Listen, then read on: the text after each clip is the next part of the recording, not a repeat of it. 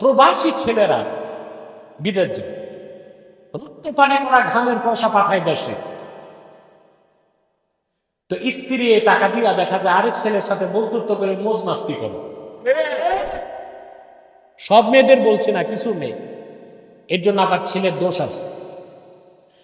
তোমার বিবাহিতা স্ত্রী থাকবে হয় তোমার মার কাছে, নয় তার মায়ের কাছে।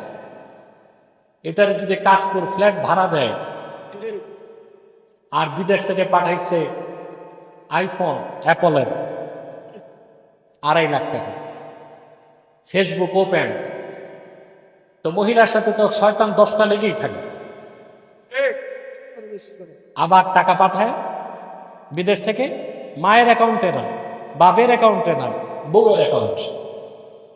10 বছর পর এসে দেখে ব্যাংকের অ্যাকাউন্টও খালি, ঘরের বিছানাও।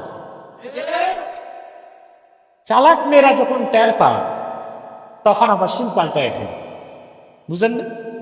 বলে দেখে যে এই পুরো গেছে ওই পুরো গেছে, তখন বলে ওইটা তো আমার প্রেমিক না, ওটা ধর্মের ভাই বানিয়েছে।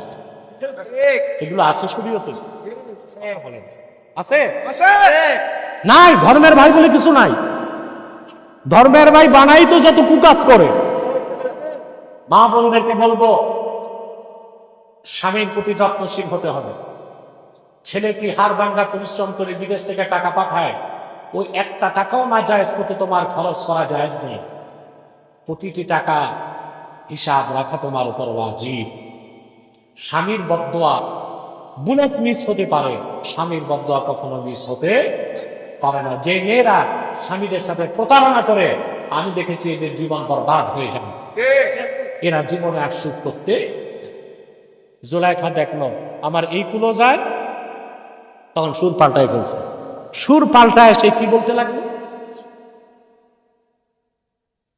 জুলাইখা এবার গরম হয়ে গেছে, সুর পাল্টায় বললো এটা বন্ধ করো, ডিস্টার্ব হয় আমার। কি বললো শুনতেছেন?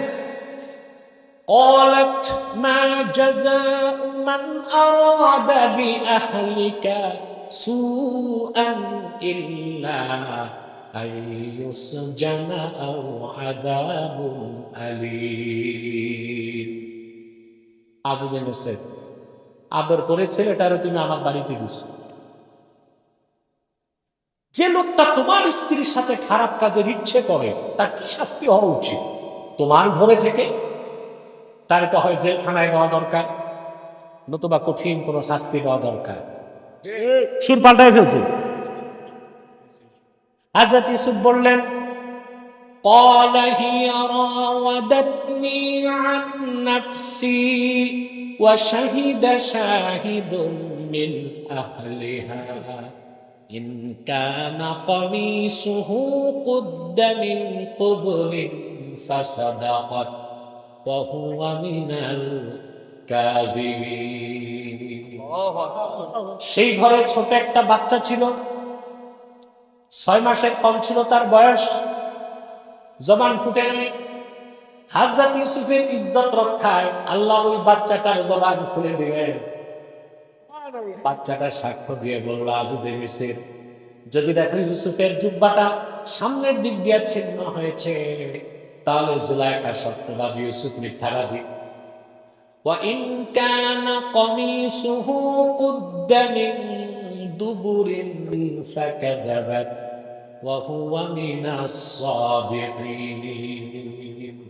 আর যদি দেখো ইউসুফের জুব্বাটা পিছন দিক দিয়ে ছিঁড়ছে, তাহলে জুলাইখা মিথ্যাবাদী, ইউসুফ সত্যবাদী।